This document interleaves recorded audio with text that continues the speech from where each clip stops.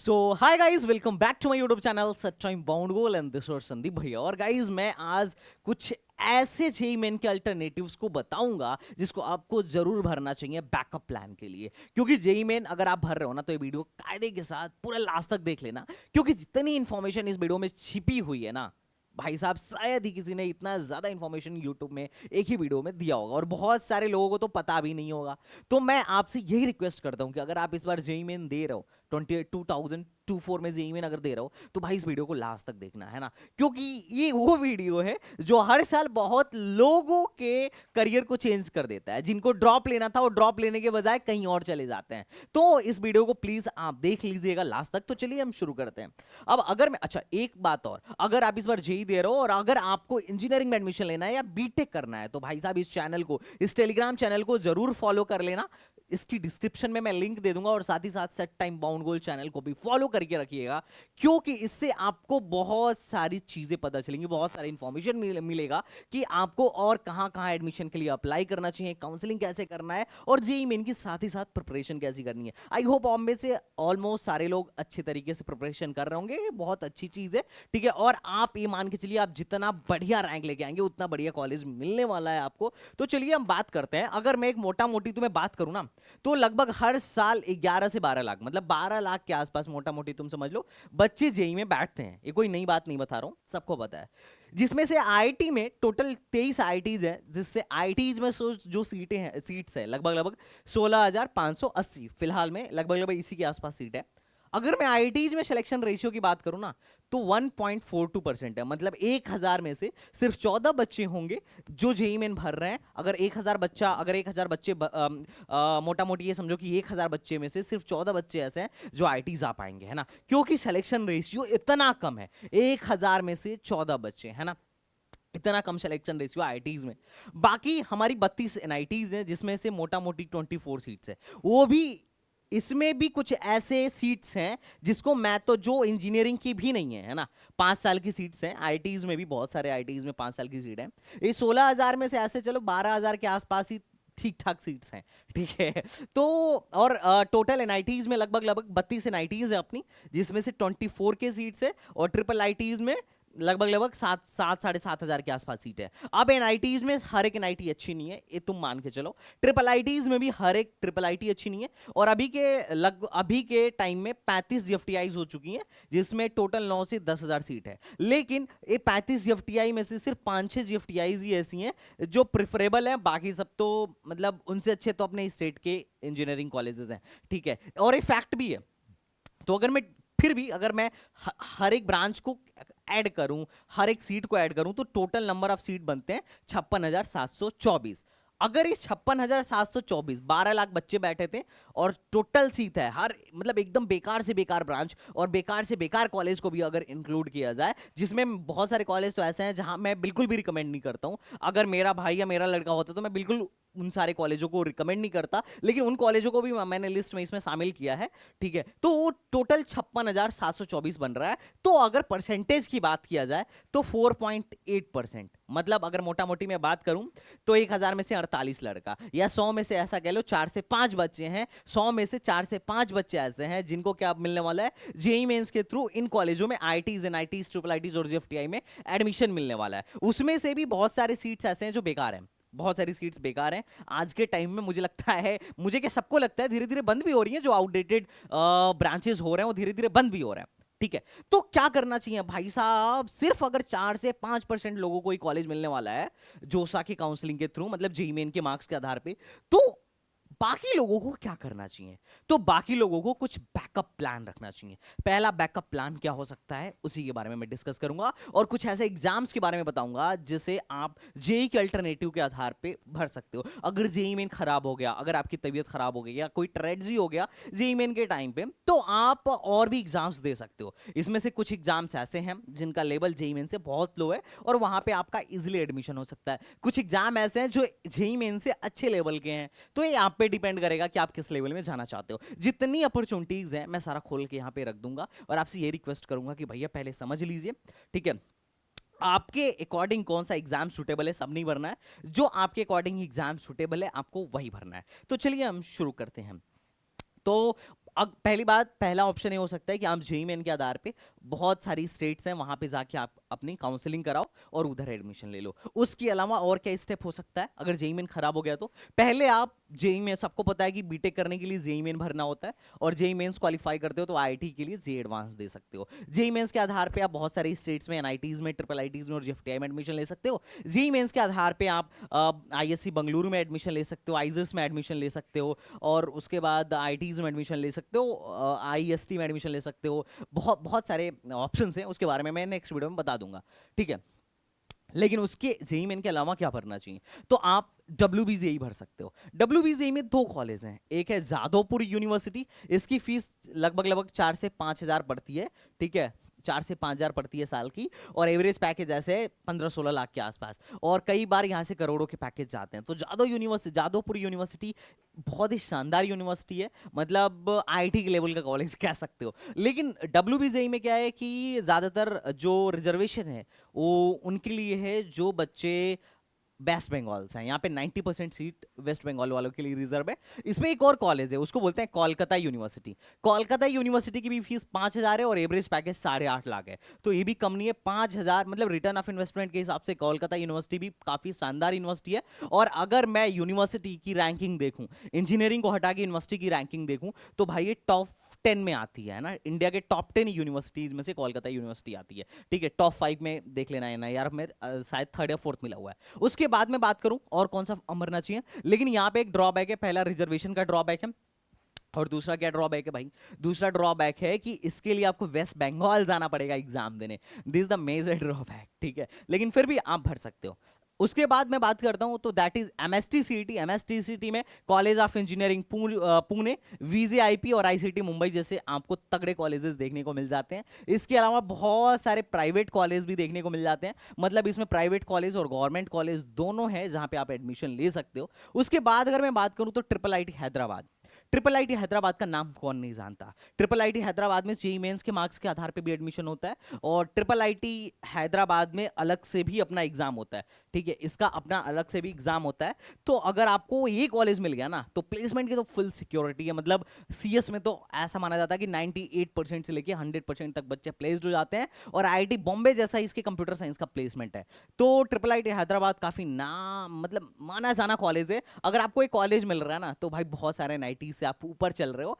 अभी तो फिलहाल में बहुत इसको ऐसा लगता है कि अंडररेटेड करके रखा गया है नहीं यार रैंकिंग वगैरह में, पर मेरे हिसाब से बहुत शानदार कॉलेज है। आप इसे दे दो, आप इसे दे सकते हो, और अगर आपका हो जाता है तो बिल्कुल यू कैन गो हियर।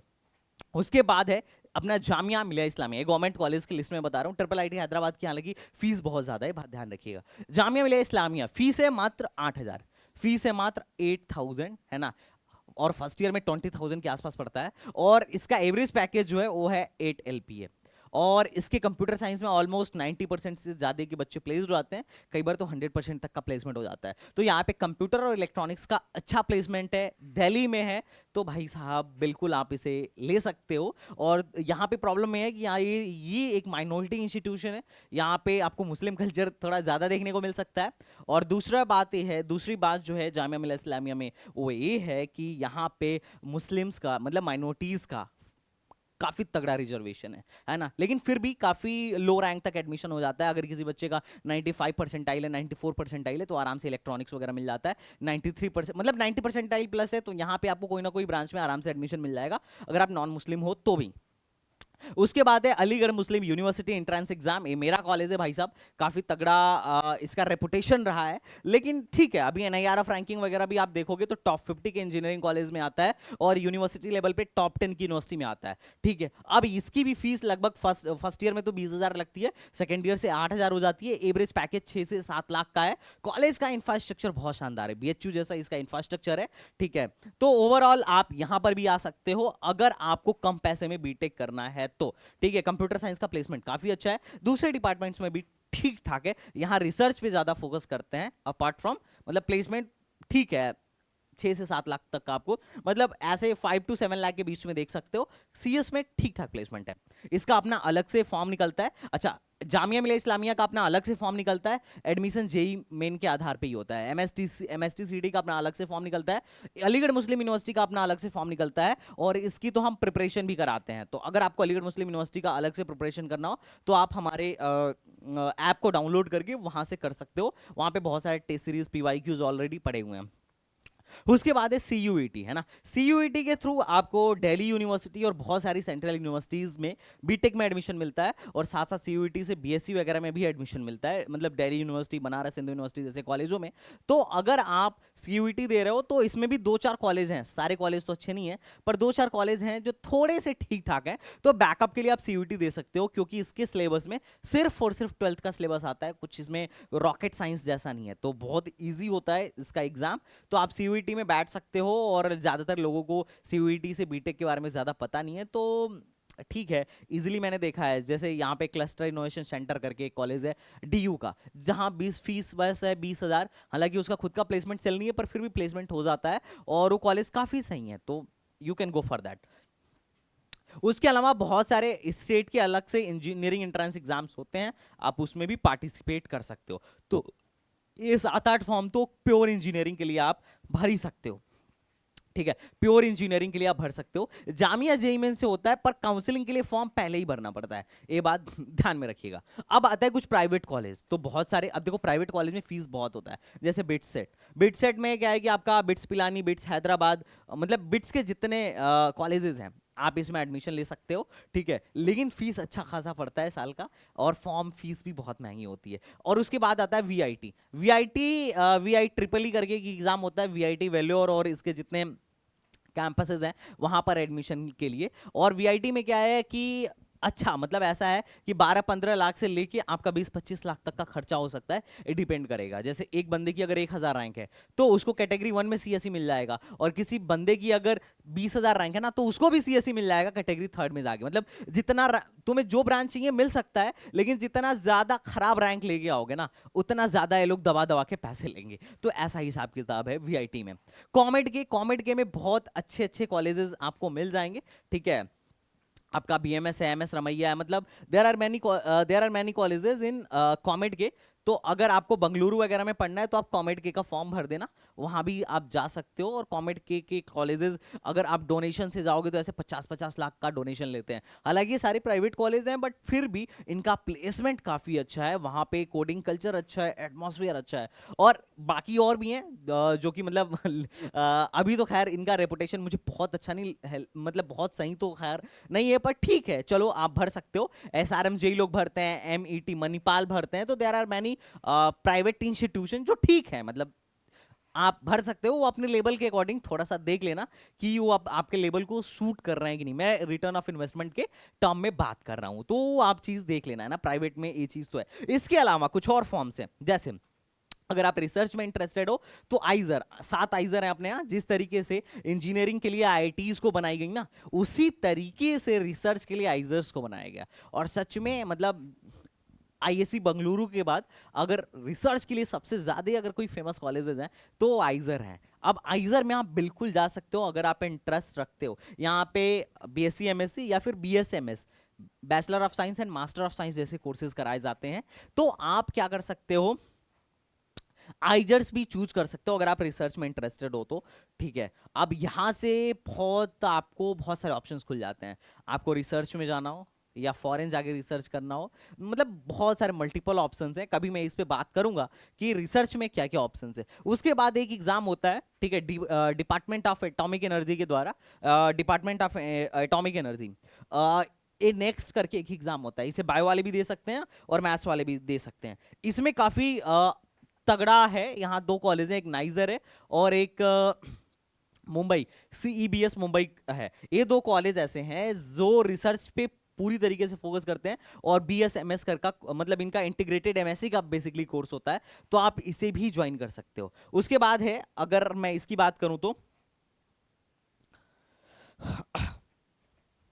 इसकी बात करूं आईएसआई कोलकाता। अगर आपको मैथमेटिक्स से प्यार है तो आप मैथमेटिक्स के मंदिर में जा सकते हो, that is ISI, Indian statistical institute Kolkata. ये कॉलेज जो है पहले तो बीएससी कराता है, बीएससी के बाद एमएससी कराता है, और एमएससी में 100% का प्लेसमेंट है, और लगभग लगभग एवरेज पैकेज जो यहाँ पे है वो 17 एलपीए का है ना। आप यहाँ से बीएससी करने के बाद यहीं से आप एमटेक भी कर सकते हो, एमटेक भी कर सकते हो, और एमटेक में ऐसे 18 से लेके 22 लाख तक का आपका प्लेसमेंट यहाँ से लग जाता है। 100% का प्लेसमेंट है, काफी तगड़ा कॉलेज है। गवर्नमेंट इन सारे रिसर्च इंस्टीट्यूट पे बहुत मतलब पानी की तरह पैसा बहाती है यहाँ के बच्चों के माइंड को उस लेवल तक ले जाने के लिए, और यहाँ पे बहुत अच्छी फैसिलिटीज होती हैं जो रिसर्च वाले इंस्टीट्यूट हैं उनके लिए। तो अगर आप रिसर्च में इंटरेस्टेड हो तो भाई साहब आप रिसर्च के लिए इन सारे कॉलेज को ज्वाइन कर सकते हो। अब एक कॉलेज ये, ठीक है, Indian association for the cultivation of science, IACS Kolkata, ये भी कोलकाता में है, और ये कॉलेज भी काफी शानदार कॉलेज है।